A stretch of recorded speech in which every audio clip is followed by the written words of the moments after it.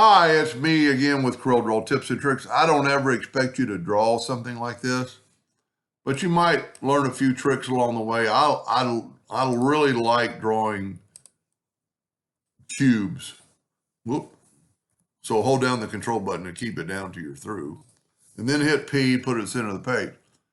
I like to take the 2-point line and go from the center on the first one, and then go out to that node, and then go from node to the center. Just easier to hit that node. You got to be on that node to make it perfect. Now we're going to take the Smart Fill tool. We're going to fill that in. I nudged it over. I'm going to left click, right click. Now I'm going to take a 2-point line and I'm going to put it to that edge. And then I'm going to hit the plus key and put it to that edge. So I made a copy. That one is selected. So I'm going to shift select the other one. And then I'm going to go up to effects and blend. And I'm going to blend them. Well, I don't have that one selected. Just 4 times. And you can do more or less. It doesn't really matter. Now, that is a group of items. As you can see, we can move it and it'll stay in a group. So I'm going to Control D and make a duplicate. And I'm going to rotate. Well, it's hard to rotate something like this, but I'm just going to rotate it and get it close and have it snap to that box. Because it's a group, well, that's not really the best way to do it. I shouldn't really show that. Okay, let's get rid of that copy. Let's do the other way. Take a 2-point line. You got to be on that perfect line.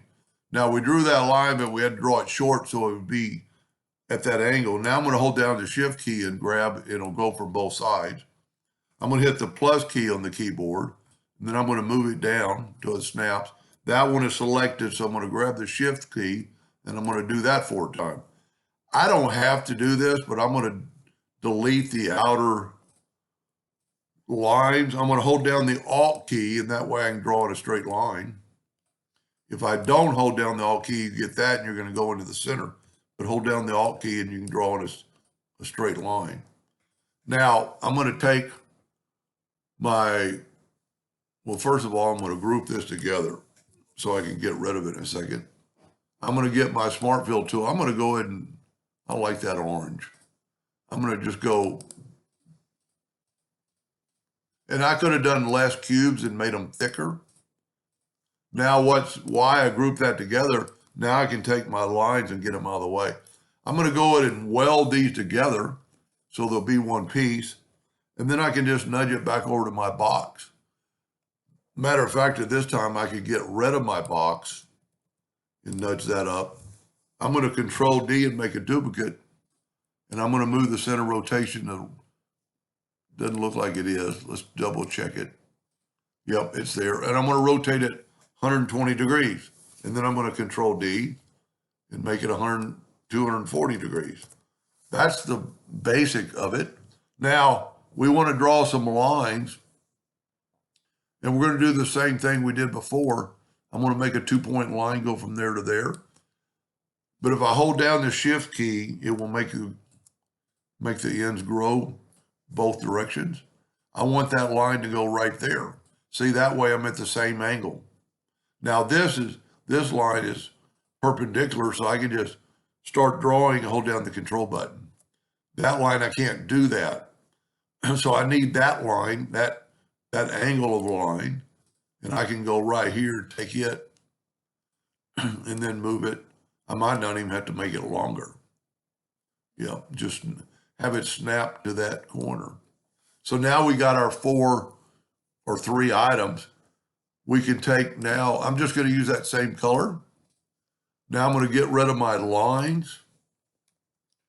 Some of them might be hard to get, so I can move that out of the way and delete that. Move this out of the way. I'm just nudging, so I can nudge it right back. And now I can take that color.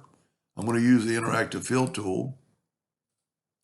And I'm going to kind of go from really the side and make it black inside. Make it look like it's going underneath.